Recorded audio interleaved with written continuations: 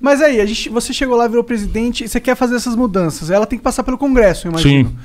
E aí, como que você faz com que o Congresso colabore com você para passar questões que são muito difíceis de passar, que precisa de 70% da aprovação? Primeiro, entender que 3 reformas são apenas aquelas que você deve procurar essa maioria elástica de 3/5, que é o que exige para mudar a Constituição.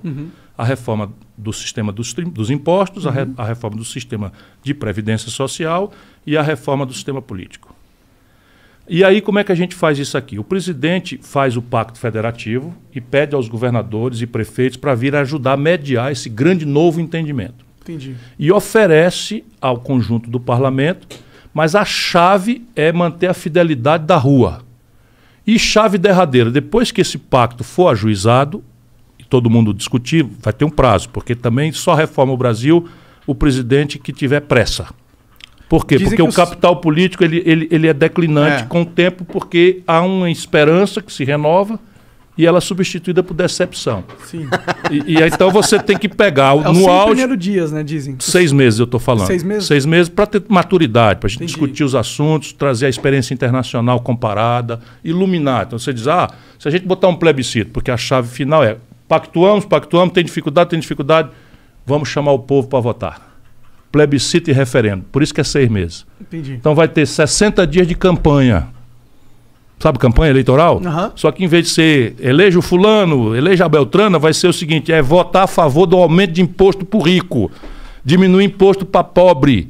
Aí os caras, vai ter lá, o tribunal vai dividir o tempo, vai ter os representantes, isso é um absurdo, a carga tributária é muito alta, e vai ter a turma que vai dizer, não, é isso aí mesmo, nós vamos ter que criar um programa de renda mínima e tem que cobrar isso das grandes fortunas. Para financiar, senão é mentira. Não é? Vamos substituir o Bolsa Família por um programa de renda mínima que vai ter a tarefa de dar emprego a quem não tem mais qualificação, preparando essas pessoas para uma requalificação e para resolver o problema da miséria. Sim. No Brasil, 120 milhões de pessoas estão na iminência da fome. Esta é a realidade que o próximo... Nossa, esse número mesmo? É assim mesmo. 29 milhões estão com fome, não comeram hoje, e 120 estão, IBGE, com precariedade na ração que conseguem acessar. Caralho. Comendo menos proteína, menos caloria do que precisa. 120, mais da metade do povo brasileiro. Isso é assustador, né? Caramba, estão destruindo o Brasil. Nosso país está sendo destruído. Não tem exagero nenhum. Qual é o argumento que você quer? Quando foi que houve mais desemprego na história do Brasil? Hoje, 14 milhões e 800 mil. Quantos brasileiros procuraram emprego e desistiram? O IBGE tira do desemprego e chama de desalento. O maior da história, 6 milhões de pessoas. Quantos brasileiros estão vivendo de bico, ganhando ninharia, correndo de motocicleta aí na madrugada gelada do sul, sudeste do Brasil, ou na chuva em Fortaleza, para ganhar R$5 numa corrida com um caixote nas costas? Pela primeira vez, mais da metade da força de trabalho do país, na informalidade, sem proteção de nada, sem salário mínimo, sem 13º, sem férias, sem proteção para acidente de trabalho hoje e no futuro, quando ficar velho, sem aposentadoria. É, preocupante. Quer mais o quê? Com que hora que nós vamos parar para discutir? Então, aí a discussão vai ser Chico ou Manel? Não, eu sou Chico porque não aguento mais o Manel. Eu sou Manel, porque o Manel é da família. O Manel é não sei... tem uma santa paz, você quase sai. Pode falar tá merda, vendo, Gisele? Ela tá, né? Só de vigia. Sim, mas é tipo... Legal, eu só não vejo realmente isso acontecendo, tá ligado? Vai ser difícil. É tipo, como que vai pegar e dobrar o braço desses caras? Porque, pô, se a gente... Veja, como é que nós ganhamos a parada de redemocratização do país, Monark? Tu acha que eles abriram mão? Eles não abriram mão, é porque o processo político acabou erodindo uma crise econômica que perdeu a sustentação popular e a habilidade política, a audácia política foi produzindo alternativas. Então foi uma transação por cima, como na história. Você imagina, o Brasil foi o último país do mundo ocidental que aboliu a escravidão. Saímos, né, toreando a elite e tá bom, sexagenário, que é uma molecagem. Na época a expectativa de vida era 50 anos. Então, quando se fizer 60, já não é mais escravo. Quase nenhum chegar na lei do ventre livre. Então, quem nascer agora não é mais escravo. E fomos indo. Porra, acabou a escravidão em 1888, quando os americanos foram para a guerra em 1787, porque aboliram a escravidão em 1787 e houve uma secessão e tal. É isso. E o legado escravista está aí entre nós. Então você tem toda a razão de perceber, e é muito importante para um cara como eu, entender que eles são poderosos, são muito poderosos. Antes de mais nada, eu não tenho direito sequer de ser candidato. Não tenho direito, porque eu sou um cara que não dizem que eu sou ladrão, mas assim, é doidão, é boquirroto, é temperamental, tal, e é muito bem trabalhado, muito bem urdido, porque eu tenho esse meu jeito, falo com franqueza, digo o nome das pessoas, digo o número e tal. E tudo bem, eu estou amadurecendo e tal, mas em democracia é assim mesmo. Então nós ganhamos a parada, vencemos todas. Depois é o seguinte, o Itamar Franco, a quem eu servi como ministro, encerrou 30 anos de safadeza na inflação alta. Inflação, Igor, é uma doença da moeda nos manuais de economia de Chicago, é uma doença da moeda. E por ser uma doença da moeda, ela imediatamente, quando ela aparece, eles vê um consenso para acabar com a inflação, porque todo mundo empobrece. O sistema brasileiro é tão calhorda, que nós inventamos só aqui a indexação. O que é indexação? Quem tem dinheiro botava numa moeda que era atualizada. E a inflação para ele, em vez de ser uma doença, virou um negócio. E o povão e a classe média, que não tinha poupança financeira para botar na correção monetária, micava com o cruzeiro, o cruzado, não sei o que lá atrás. E esse era uma negociata que durou 30 anos. O Itamar, na maior simplicidade do mundo, foi lá e pumba, acabou. Só que tal. Eu fui ministro da Fazenda, eu ajudei a enfrentar esse sistema. Eu fiz a intervenção do Banespa e do Banerj. O que eles fizeram para tentar impedir na época? O diabo. Por exemplo, como é que morriam os planos? Os anteriores, cruzado 1, plano Brest, plano não sei das quantas e tal. Uma caralhada assim, de moeda diferente. Você tinha uma inflação de 84% num mês. Você imagina, nós estamos falando de uma inflação agora de 8% ao ano, e é um absurdo. Sim. Né? O salário mínimo hoje do povo tem o menor poder de compra dos últimos 16 anos. Cesta básica hoje custa R$ 620 e o salário mínimo é 1.000, em número redondo. Então você não dá conta de comprar 2 cestas básicas com o salário mínimo, que na Constituição é para pagar tudo, até o lazer. A Constituição brasileira que virou essa grande... Então é o seguinte, vamos lá, uma roupa. Uma roupa era assim, um belo dia ela era uma semente de algodão, depois ela foi uma planta de algodão, uma roça, depois ela foi o algodão, depois ela foi o fio, depois ela foi o pano, depois ela foi tingida, depois ela virou confecção, depois ela virou moda, depois virou comércio. Então tinha uma cadeia produtiva. Aí eu congelava dia 10. Dia 10, o fio tinha acabado de ser reajustado o preço, e dia 11, dia 12 ia reajustar o preço do pano, e está congelado. O que acontecia? Desfazia a cadeia produtiva, porque o fio estava muito alto e o outro muito baixo, porque era inflação de 20%, 30%. E isso gerava fila, desabastecimento, não sei o que e tal. O que nós fizemos? Nós fizemos o seguinte, sabe o princípio da vacina, que está em voga aí? O que é a vacina? A vacina, você pega o bicho, o vírus, dá na cara dele, fazendo aqui uma metáfora, dá na cara dele, enfraquece ele, e essa é a vacina. Injeta ele enfraquecido, fracão, aí o corpo gera os anticorpos e aprende a lidar. Então o próximo que vier, mesmo que venha inteirão, sem a pancada, agora o nosso glóbulo branco está pronto para enfrentá-lo. Nós indexamos a economia diariamente, então fizemos a URV. Então todos os preços eram atualizados. Veja que loucura que aconteceu no Brasil. Todos os preços eram reajustados diariamente. Isso assim, a televisão anunciava, hoje o preço do feijão, a URV está valendo R$ 3,20. E amanhã é R$ 3,23, depois da manhã é R$ 3,27. Parece até loucura imaginar que a gente viveu sobre essas condições em determinado período. Mas eu estou lhe dando esperança. Parecia absurdo, ainda fazia 20 anos que isso acontecia. Caralho, que loucura, né? Aí funcionou.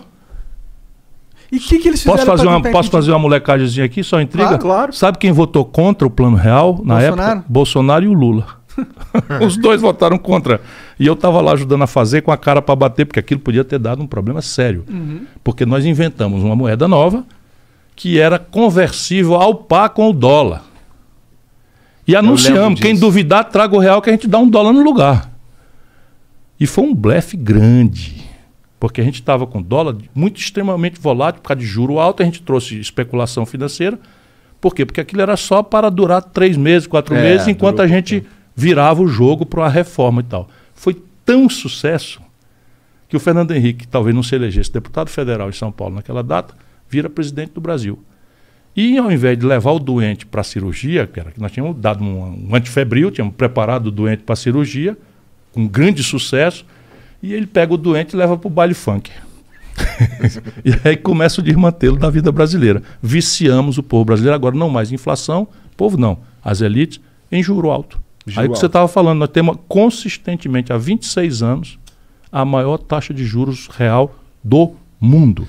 E da história do capitalismo mundial. Lance de cartão de crédito, meu irmão, você paga especial. 300% no cheque especial ou no cartão de crédito no Brasil.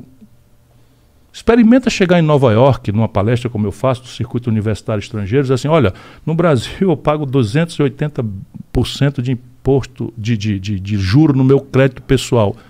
O cara diz, pardon me?